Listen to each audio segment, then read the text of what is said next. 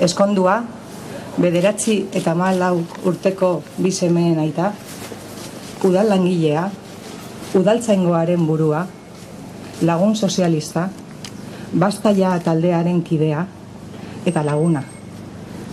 Genero indarkeriaren aurka lan egin zenuen, eta batez ere askatasunaren alde borroka nekaezina nabarmentzekoak izan ziren. Eta hori guztiagatik duela 15 urte etako terroristek erail zituzten. Ulertezina da.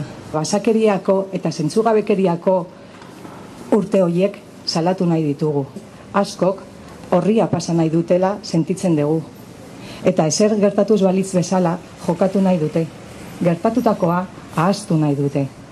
Eta gertakari horiek tani jarrera horren kontra agertzen naiz. Eta zuri gustatzen zitzaizun bezala horrela bukatuko dugu. Ozenki denok esan dezagun. Askatasunagatik. Mila esker.